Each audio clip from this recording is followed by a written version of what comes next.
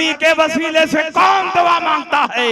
हम दुआ मांगते हैं। तुम तो अकीदे तवस्सुल को शिर्क कहते हो, शफाअत का इनकार करते हो, इल्म गैब को शिर्क बताते हो। उठाओ तिरमिज़ी शरीफ अबू दावा, इस हदीस के रावी उस्मान इब्ने हुनैफ है, फरमाते हैं कि नबी अकरम सहाबा के साथ बैठे हुए हैं। एक नाबीना सहाबी नबी की खिदमत में हाजिर हुए, कहा या रसूल अल्लाह मेरे लिए दुआ फरमा दे कि मेरी आंख रोशन हो जाए। अल्लाह के नबी ने फरमाया सब्र करोगे तो सवाब मिलेगा। सहाबी रसूल ने ज़बाने हाल से कहा या रसूल अल्लाह जब आपका दामन पकड़ लिया है तो सवाब की क्या कमी है? मैं चाहता हूँ मेरी आंख रोशन हो जाए ताकि आपके जमाने जहां आरा का दीदार कर सको। नबी ने फरमाया ठीक है, जाओ ताजा वजू करो, मस्जिद के कोने में खड़े हो जाओ, 2 रकात नमाज पढ़ो और नमाज के बाद मेरे वसीले से इस तरह दुआ मांगो, अल्लाहुम्मा इन्नी अस्अलुका व अतवज्जहु इलैका बिनबिय्यिका मुहम्मदिन नबिय्यिर रहमा इन्नी तवज्जहतु बिका इला रब्बी फी हाजती हाज़िही लितुक़ज़ा ली अल्लाहुम्मा फशफ़िअ फिया। अल्लाह मैं तुझसे मांगता हूँ तेरी तरफ मुतवज्जह हो उस नबी के वसीले से जिनको नबी रहमत बनाकर तूने दुनिया में मबऊस फरमाया है। ऐ मेरे परवरदिगार मेरे हक में नबी की सिफारिश को कबूल फरमा ले। जैसे ही नबी के वसीले से दुआ कर रहा है, गए थे तो नाबीना थे, जैसे ही नबी को वसीला बनाया दोनों आंखें रोशन हो गई, दोनों आंखें चमकने लगी। ये हदीस इस बात की दलील है कि नबी को वसीला बनाना ये शिर्क और बिदअत नहीं बल्कि नबी पर मजबूत ईमान रखने का एक हिस्सा है। क्या ही ज़ौक़ अफ़ज़ा शफ़ाअत है तुम्हारी, वाह वाह, कर्ज लेती है गुनाह परहेज़गारी, वाह वाह। ये शान है प्यारे मुस्तफा की। तो सहाबा के अकीदे पर हम हैं और जो सहाबा के अकीदे पर होगा वही जन्नत में जाएगा, वही फिरक़ा नाजिया है, वही हक पर है। और इन्हीं के मौसियाउद भाई हैं अहले हदीस, वो कहते हैं कि हम हदीस पर अमल करते हैं। उनका अमल हदीस पर नहीं है। सहाबा 20 रकात तरावी पढ़ते थे, ये 8 ही में काम चला लेते। तो बताइए ये सहाबा के रास्ते पर हैं? उमर इब्ने खत्ताब ने उबई इब्ने काब की इमामत में सारे सहाबा को जमा फरमा दिया। उबई इब्ने काब ने 20 रकात तरावी पढ़ाई और उबई इब्ने काब के पीछे सहाबा ने तरावी पढ़ी, किसी ने इनकार नहीं किया। गोया 20 रकात तरावी पर इजमाए सहाबा है। उमर के बाद उस्मान खलीफा हुए, 20 रकात तरावी पढ़ाई। उस्मान के बाद अली खलीफा हुए, 20 रकात तरावी पढ़ाई। गोया 20 रकात तरावी खुलफाए राशिदीन की सुन्नत है। और नबी ने फरमाया अलैकुम बिसुन्नती व सुन्नतिल खुलफाए राशिदीन अल महदीयीन, तुम पर मेरी सुन्नत की पैरवी लाजिम है और खुलफाए राशिदीन की सुन्नत की पैरवी भी लाजिम। वाह वाह वाह, जिंदाबाद। बताओ खुलफाए राशिदीन की सुन्नत पर कौन चल रहा? हम चल रहे हैं। नबी की सुन्नत पर हम चल रहे हैं, खुलफाए राशिदीन की सुन्नत पर हम चल रहे हैं। और ये तो नबी के रास्ते से भी भटके हैं, खुलफाए राशिदीन के रास्ते से भी भटके। तरावी 20 रकात थी, घटा करके 8 कर दिया। और वित्र की नमाज 3 रकात थी तो उसको घटा के 1 रकात कर दिया। और कुछ दिन में फतवा देंगे कि आधी रकात कर गई है, रुकू करो घर जाओ काम हो। नमाज पढ़ना हुआ तो घटा दिया, गोश्त खाना हुआ तो बढ़ा दिया। कहा कुर्बानी 3 दिन नहीं है बल्कि 4 दिन है। 3 दिन में मजा नहीं आता है, 4 दिन ताजा ताजा गोश्त चाहिए। जबकि सहाबे किराम की रिवायतें मौजूद हैं, कसीर सहाबा बयान फरमाते हैं अय्यामुन नहर सलासतुन अफजलुहा अव्वलुहा, कुर्बानी 3 दिन है और पहले दिन कुर्बानी करना अफजल। सुभान अल्लाह, सुभान अल्लाह। मगर ये गोश्त की कसरत और फरावानी दिखा करके अपनी टीम में भर्ती कर रहे हैं। हनफी बनोगे 20 पढ़नी पड़ेगी, मालिकी बनोगे 20 पढ़नी पड़ेगी, शाफी बनोगे 20 पढ़नी पड़ेगी, हम्बली बनोगे 20 पढ़नी पड़ेगी। आसानी चाहते हो तो गैर मुकल्लिद बन जाओ, 8वीं रकात में काम चल जाएगा। और कुर्बानी का जमाना आएगा तो सबकी कुर्बानी 3 दिन में खत्म होगी, तुम्हारी कुर्बानी 4 दिन चलती रहेगी। और इनके मुज्तहिद सिद्दीक हसन भोपाली हैं, सुरमा भोपाली, उन्होंने अपनी किताब बुदूरुल अहिल्ला में लिखा कि एक बकरे में 100 आदमियों की कुर्बानी जायज। आपने ऐसा फतवा कहीं सुना था? बकरा सस्ता था तो एक बकरे में 1 की कुर्बानी हो रही थी, बकरा महंगा हो गया तो 1 में अब 100 की कुर्बानी हो रही। और ये भी लिख दिया सबके जिम्मे से वजूब साबित हो गया, सब बरी जिम्मा हो गए, अब किसी को अलग से कुर्बानी करने की कोई जरूरत नहीं। कलकत्ता के शमा नियाजी ने देखा कि ये गैर मुकल्लिदीन बड़ी आसानियां पैदा कर रहे हैं और आसानी देखकर कॉलेज यूनिवर्सिटी के लोग इनसे जुड़ रहे हैं, इनकी जमात पढ़ रहे हैं।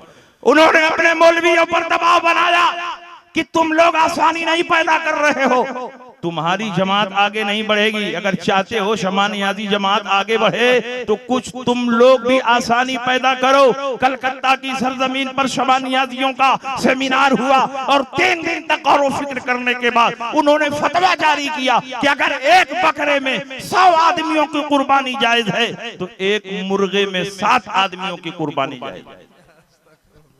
ऐसा फतवा कहीं सुना था आपने? ये दोनों फतवे बता रहे हैं कि ये जन्नती नहीं है, जहन्नमी। इसलिए कि रसूल पाक ने फरमाया सम्मिनु दहायाकुम फइन्नहा अला सिरात मतायाकुम, मोटे और फरबा जानवरों की कुर्बानी करो क्योंकि इसी कुर्बानी के जानवर पर बैठकर पुल सिरात पार करना। जिस जानवर की कुर्बानी करते हो मोटा होना चाहिए, फरबा होना चाहिए, तंदुरुस्त होना चाहिए ताकि तुम उस पर बैठकर पुल सिरात पार कर सको। और उसी बुखारी की हदीस में है कि पुल सिरात के नीचे ही जहन्नम है। जिस बकरे की कुर्बानी करते हो उसी पर बैठकर पुल सिरात पार करोगे और पुल सिरात के नीचे ही जहन्नम है। तो जब एक बकरे पर 100 गैर मुकल्लिद सवार होंगे और एक मुर्गे पर 7 शमा नियाज़ी सवार होंगे तो बकरा भी वहीं उलट जाएगा, मुर्गा भी वही। तो बताइए पुल सिरात के नीचे क्या है, जन्नत है कि जहन्नम? जहन्नम। तो ये कहां जाएंगे?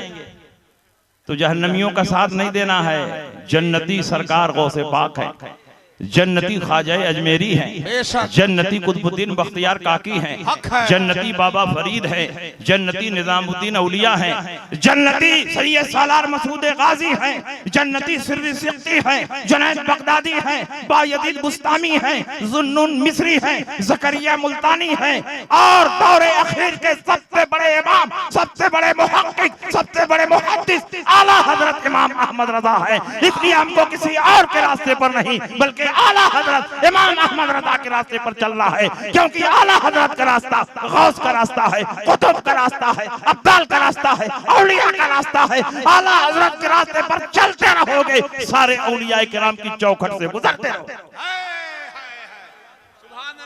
इसलिए मेरे भाइयों और आला हजरत तो वो आलिम रब्बानी हैं, वो मुहक्किक हैं कि अल्लामा जलालुद्दीन सयूती के बाद पूरी दुनिया में उनके टक्कर का कोई मुहक्किक पैदा ही नहीं हुआ। अल्लामा जलालुद्दीन सयूती ने 10वीं सदी हिजरी में अलग अलग मौज़ूआत पर 1000 से ज्यादा किताबें तसनीफ फरमाई। उनके बाद पूरी दुनिया का जायजा लो, जितने मुहक्किक पैदा हुए सबका जायजा लो तो पता चलेगा कि अल्लामा जलालुद्दीन सयूती के बाद कोई ऐसा मुहक्किक पैदा नहीं हुआ जिसने 1000 से ज्यादा किताबें लिखी हो। अगर पैदा हुआ है तो बरेली के ताजदार आला हजरत इमाम अहमद रजा फाजिल बरेलवी हैं, जिन्होंने अलग अलग मौज़ूआत पर 1000 से ज्यादा किताबें। और हम लोग हज और उमरा में जाते हैं तो इतने मसरूफ रहते हैं कि कुछ लिखने पढ़ने की फुर्सत ही नहीं मिलती।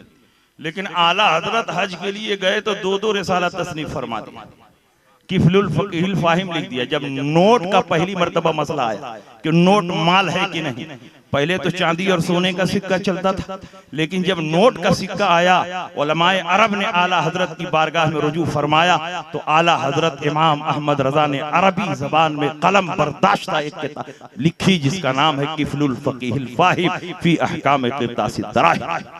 और जब आला हजरत दूसरी बार ज़ियारत हरमैन तैयबैन के लिए तशरीफ ले गए तो उस वक्त शरीफ मक्का के दरबार में वहाबियों की तरफ से 6 सवालात पेश किए गए। मौलवी खलील अम्बेडवी पहले से मक्का में मौजूद थे, उन्होंने 6 सवालात मुरत्तब करके शरीफ मक्का के दरबार में पेश किए कि आप लोगों का अकीदा है कि नबी गैब जानते हैं, अगर नबी गैब जानते हैं तो हमारे सवालों का जवाब दे दीजिए। उन्होंने मौलाना साले कमाल रईसुल उलमा मुफ्ती अहनाफ को बुलाकर कहा कि आप 2 दिन में इन सवालों का तहकीकी जवाब लिखकर मेरे दरबार में पेश करें। मौलाना साले कमाल वो पर्चा लेकर अपने घर गए, अलमारी में रख दिया। आला हजरत इमाम अहमद रजा को इत्तला मिली कि वहाबियों की तरफ से इल्म गैब मुस्तफा पर सवालिया निशान खड़ा किया गया है। शरीफ मक्का ने कुछ सवालात मौलाना साले कमाल को भेजे हैं, उसका जवाब मतलूब है। वो अहमद रजा जो हिंदुस्तान की धरती पर बैठकर नामूसे रिसालत की हिफाजत करता रहा, वो मक्का की धरती पर बैठकर नामूसे रिसालत पर हमला हो और वो कैसे खामोश रह सकता है।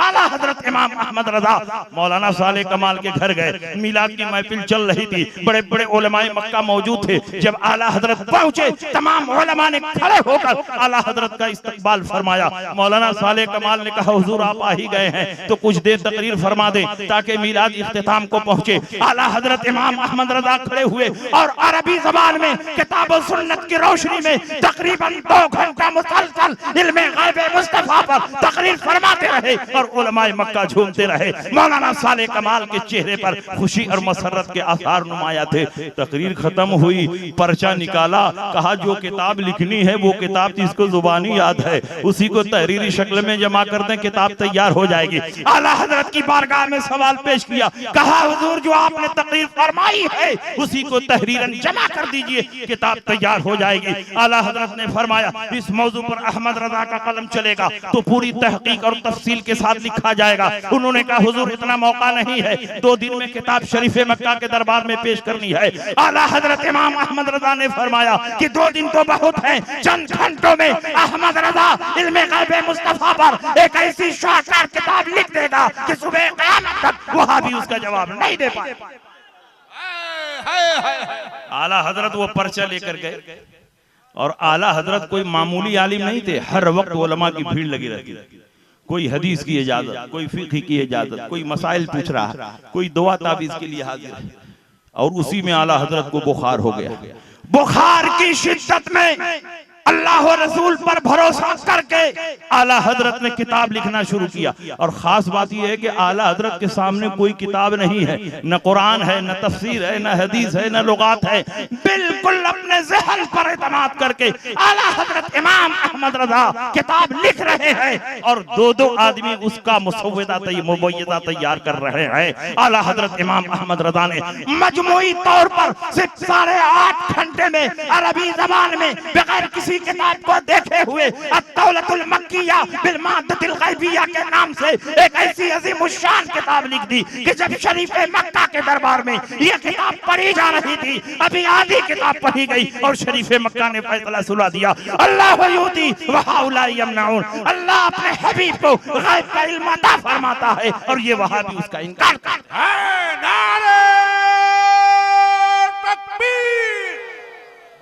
आला हजरत इमाम अहमद रजा अद-दौलतुल मक्किया लेकर बंबई आए। पानी के जहाज से गए थे और आए। आला हजरत इमाम अहमद रजा से एक मजलिस में पूछा गया कि हुजूर आपके सामने कोई किताब नहीं थी, आपने बगैर किसी किताब को देखे हुए इतनी ज़ख़ीम किताब अरबी ज़बान में कैसे दी? हम और आप होते तो कहते हमारी ज़हानत का कमाल है, हमारी सलाहियत का कमाल है, लेकिन आला हजरत इमाम अहमद रजा फरमाते हैं इसमें मेरा कोई कमाल नहीं, इसमें तो गौसे आजम का कमाल है। जब मैं किताब लिख रहा था ऐसा महसूस हो रहा था कि गौसे पाक की रूहानियत मेरे पुश्त पर सवार है। क्या दबे जिस पे हिमायत का हो पंजा तेरा, शेर को खतरे में लाता नहीं कुत्ता तेरा। जब मैं किताब लिख रहा था गौसे पाक की रूहानियत फरमा रही थी।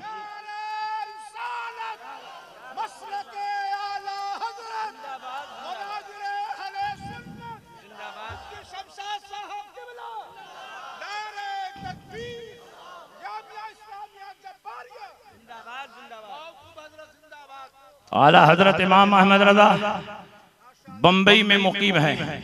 मुफ्ती बुरहानुल हक साहब जबलपुरी आला हजरत का इस्तकबाल करने के लिए जबलपुर से बंबई पहुंचे और मुफ्ती बुरहानुल हक के साथ उनके वालिद मुफ्ती अब्दुल सलाम ईदुल इस्लाम, ये दोनों आला हजरत के मुरीद भी हैं और खलीफा भी हैं। अब मुफ्ती बुरहानुल हक साहब तो आला हजरत के मुरीद भी हैं, खरीदा भी, खलीफा भी हैं, शागिर्द भी हैं और आला हजरत के रूहानी फर्जंद भी हैं। आला हजरत ने कई बार खुतूत में लिखा कि ये मेरे रूहानी बेटे। आला हजरत का इस्तकबाल करने के लिए बंबई तशरीफ ले गए।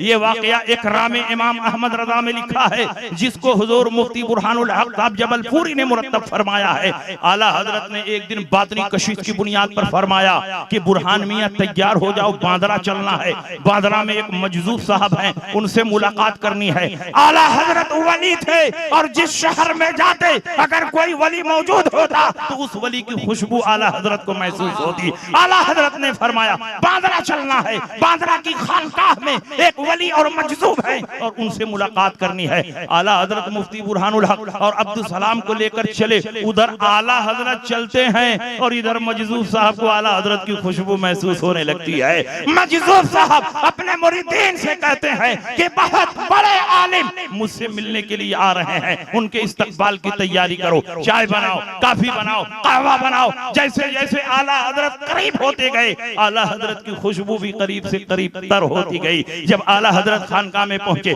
मजदूर साहब ने कहा, लगता है आलिम साहब मेरी खानकाह में आ चुके हैं, बहुत करीब से खुशबू आ रही है, चलो बाहर निकलकर उनका इस्तकबाल करते हैं। मजदूर साहब बाहर निकले, आला हजरत के रुखे ज़ेबा पर नजर पड़ी, दोनों में सलाम और मुसाफा हुआ और बड़े एजाज़ो इकराम के साथ आला हजरत को लेकर अपने हुजरे में आए। मजदूर साहब बैठे हैं, आला हजरत बैठे हैं, उलमा बैठे हैं, मशाइख बैठे हैं, मुरीदीन बैठे हैं, मुतक़िदीन बैठे हैं। मजदूर साहब की आदत थी कि उनकी खानकाह में 3 चीजें हमेशा दस्तयाब रहती थी, चाय, काफी, कहवा। और जब उलमा आते थे तो उनके चेहरे को गौर से पढ़ते थे और खुद ही मुतय्यन करते, इनको चाय पिलाओ, इनको काफी पिलाओ, इनको कहवा पिलाओ। लेकिन जब आला हजरत आए तो फरमाते हैं आप क्या पीना पसंद करेंगे, आपके लिए चाय भी हाजिर है, आपके लिए काफी भी हाजिर है, आपके लिए कहवा भी हाजिर है। आला हजरत बुजुर्गों की बारगाह के अदब शनास हैं। आला हजरत फरमाते हैं कि मजदूर साहब ने तीनों का नाम लिया, मुझे तीनों में बरकत नजर आ रही है, चाय भी पसंद है,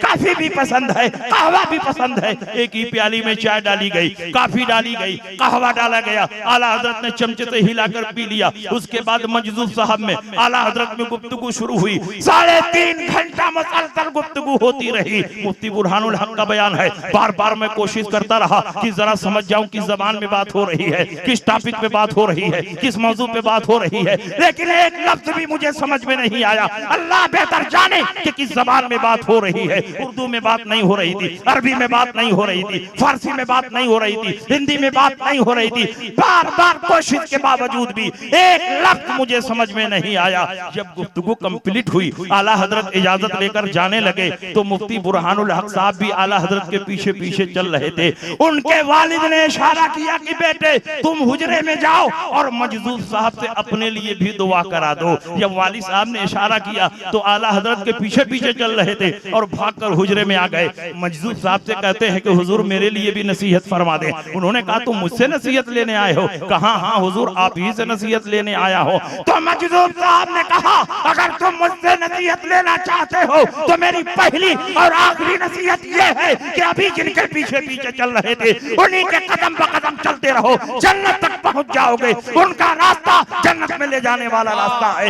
मसलक आला हजरत कोई नया मसलक नहीं, जन्नत में ले जाने वाले रास्ते का नाम मसलक आला हजरत है।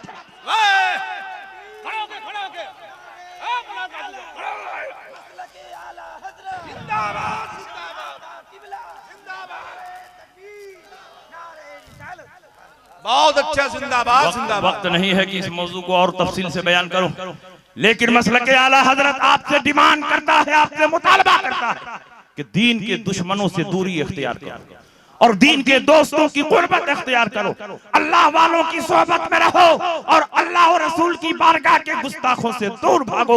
उनसे हमारा कोई रिश्ता नहीं है। आज बहुत सारे लोग कहते हैं कि कलमा के नाम पर एक हो जाओ, कुरान के नाम पर एक हो जाओ, काबा के नाम पर एक हो जाओ, खुदा के नाम पर एक हो जाओ। अगर कलमा के नाम पर इत्तेहाद पैदा करना जायज होता तो रसूल अकरम सल्लल्लाहु अलैहि वसल्लम मुनाफिकीन को अपनी मस्जिद से बाहर न करते, इसलिए कि वो भी कलमा पढ़ते थे। अगर कलमा के नाम पर इत्तेहाद जायज होता तो हजरत अली खारिजियों से जिहाद न फरमाते, इसलिए कि वो भी कलमा पढ़ते थे। अगर कलमा के नाम पर इत्तेहाद जायज होता तो इमाम अहमद इब्न हंबल अपनी पुश्त पर कोड़े न खाते और मुअतज़िला के साथ इत्तेहाद कर लेते। अगर कलमा के नाम पर इत्तेहाद पैदा करना जायज होता तो मुजद्दिद अल-फिसानी सलाखों के पीछे न जाते, अकबर बादशाह के दरबार में खड़े होकर दीन इलाही जो बातिल दीन था और दीन इलाही के नाम से दुनिया में फैलाया जा रहा था, मुजद्दिद अल-फिसानी ने अकबर के दरबार में खड़े होकर उसके बातिल अकायद और नजरियात की धज्जियां उड़ा दी, सलाखों के पीछे चले गए, लेकिन कलमा के नाम पर इत्तेहाद नहीं किया।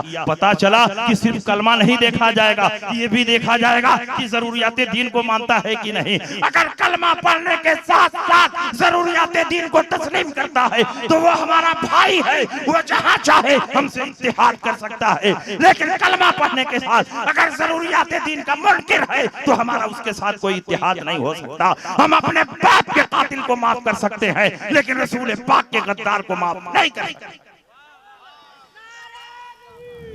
इसलिए मेरे भाइयों, आप दीन के दुश्मनों को पहचानो। रसूल पाक सय्यद आलम सल्लल्लाहु अलैहि वसल्लम ने बदमज़हबों से दूर रहने का हुक्म दिया है। रसूल पाक ने इरशाद फरमाया, व इन लकीतुमुहुम फला तुसल्लिमू अलैहि, इनसे मुलाकात हो जाए तो इनको सलाम न करो। व इन मातू फला तशहदूहु, मर जाए जनाजे में न जाओ। व इज़ा मरिज़ू फला तऊदूहुम, बीमार पड़ जाए उनकी इयादत को न जाओ।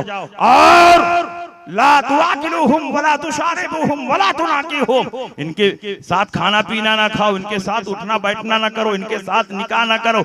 नबी अकरम सल्लल्लाहु अलैहि वसल्लम की ये हदीसें मनसूख नहीं हो गई हैं, आज भी ये हदीसें अपने असल माना पर बाकी हैं। रसूल पाक ने बहुत पहले इरशाद फरमा दिया, फइयाकुम वइयाहुम ला युदिल्लुनकुम वला युफ्तिनुनकुम, आखिर ज़माने में कुछ झूठे और मक्कार पैदा होंगे जो ऐसी ऐसी बातें करेंगे जिनको न तुमने सुना न तुम्हारे आबा अजदाद ने सुना। तुम इनसे दूर रहना, इनसे अलग रहना, कहीं ऐसा ना हो कि ये गुमराह कर दे और तुमको फितने में मुब्तला कर दे। नबी ने इनकी पहचान भी बताई, ये नमाजें बहुत पढ़ेंगे, रोजा बहुत रखेंगे, कुरान की तिलावत बहुत करेंगे, मस्जिद मदरसे बहुत बनाएंगे, इतनी नमाजें पढ़ेंगे कि तुम अपनी नमाजों को इनकी नमाजों के आगे हल्की समझोगे, अपने रोजों को इनके रोजों के आगे हल्का समझोगे, अपने अमाल सालिहा को इनके अमाल के सामने मुख्तसर समझोगे। तो हक़्क़िरूना सलातकुम इंदा सलातिहिम व सियामकुम इंदा सियामिहिम व अमालकुम इंदा अमालिहिम यतलूनल कुरान वला युजाविदु तराक़ीहिम, ये कुरान की तिलावत करेंगे मगर तिलावत उनके हलक के नीचे नहीं उतरेगी। व यक़ूलूना मिन क़ौलि खैरिल बरिया, बात बात पर रसूल पाक की हदीसें पेश करेंगे। तो क्या हदीस पेश करने की वजह से मुसलमान होंगे? नहीं। यमरुकूना मिनद्दीन कमा यमरुकुस सहमु मिनर रमिया, ये दीन से ऐसे ही बाहर होंगे जैसे तीर कमान से बाहर हो जाता है। नबी ने बड़ी वाज़ेह पहचान बता दी, सीमाहुम तहलीक व मुशम्मिरिल उज़ुर, इनकी पहचान ये होगी कि ये सर खुद छिलवाएंगे और पायजामा बहुत ऊंचा पहनेंगे। हक है। ये सारी अलामतें क्यों बयान की जा रही हैं?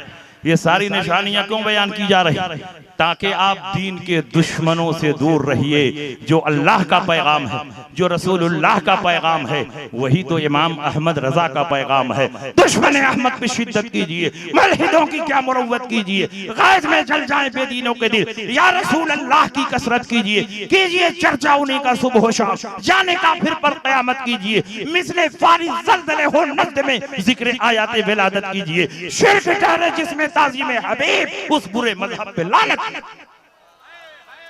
बस मेरा टाइम मुकम्मल हो रहा है, अब मैं आपके दरमियान से रुखसत हो रहा हूं। और मेरे भाई दिलकश राजवी को भरपूर सुनने के बाद ही आपको हिलना है, इसलिए आप लोग उठक बैठक का बिल्कुल माहौल न बनाएं। लहद में इश्क रुखे शह का दाग लेके चले, अंधेरी रात सुनी थी चिराग लेके चले, तेरे गुलामों का नक्शे कदम है राह खुदा, वो क्या बहक सके जो ये सुराग लेके चले। वाखिर दावाना अनिल हम्दुलिल्लाहि रब्बिल आलमीन। अस्सलामु अलैकुम।